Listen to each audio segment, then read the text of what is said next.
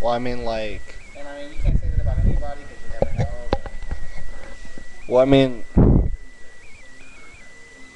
Junior Seau played crazy, He did. and that's what I respect him as a football player. Like he would put his life on the line to win a game, like the same way Ray Lewis did, the same way Kevin Green, LaVon Kirkland did.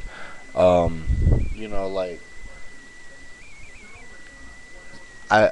I just think that like this brain trauma and like depression is I think there's a direct correlation to it. And I understand that, but I don't know. Like when you see somebody like a Junior Seau that's just so together, so much of a leader, it's tough to see somebody like they're killing themselves. And that's the funny thing about suicide.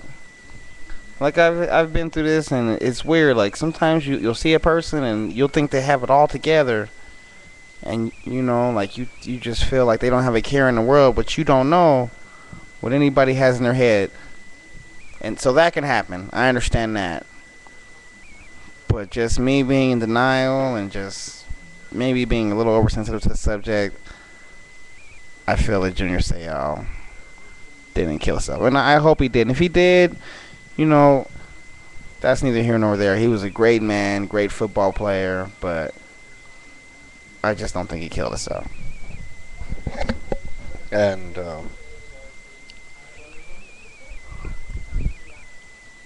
under no disrespectful means do I mean to disrespect Junior Seau, but I really think that he did, and I think it had a lot to do with the brain injury. And I hope they can figure something out that involves A, taking care of the players after they're out of the league, and B, not taking hitting away because that makes football the sport that we all know and love. And I think it's unfortunate the direction that's changing. It's funny that you don't see this more out of hockey players. I think maybe I would imagine that hockey and rugby would be like the two most common sports to get head trauma in, but I'm not a doctor. I don't know. I've heard this before, but I just feel like football is different because it's the space in which the collisions are taking place. Like it's usually a 3 to 5 foot radius. Where sometimes hockey and rugby, you have a little bit more time to decipher decisions because you don't have pads on. Hockey, a little bit. I know they wear pads, but basically they don't. And rugby, they don't wear anything. So your willingness to push your body to the limit, I think, is a little less in those sports than is in professional, especially professional football. Football in general, you got to be kind of off to enjoy football. But professional football, I just think the players are so big and strong and fast and you have to have a certain mentality to play football where you don't care about your body or you have to suspend your regard for human life to be a good football player. So I think that kind of plays into it too.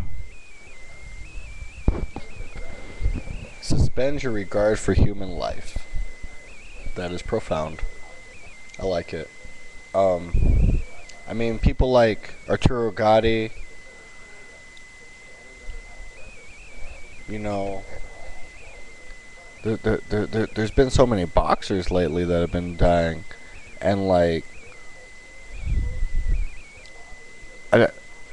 I just feel like it's correlated. I mean, even Diego Corrales, even though he died in a motorcycle accident, like the reports of the people that saw him last said that he was like in a real frantic state, but like nobody around him, like the people around him never really said that he was going through anything that traumatic. It just seemed to be a normal day. I don't know. It's creepy and it's offsetting, and I hope sports science can make a quick jump before we lose football, and I can't wait for Saturday night, Cinco de Mayo. We're gonna be at Knuckleheads 46forum.com at Knuckleheads. Show up. We will be there. Bring a friend. We don't care. Have fun. Watch the fights with us. This is what we do.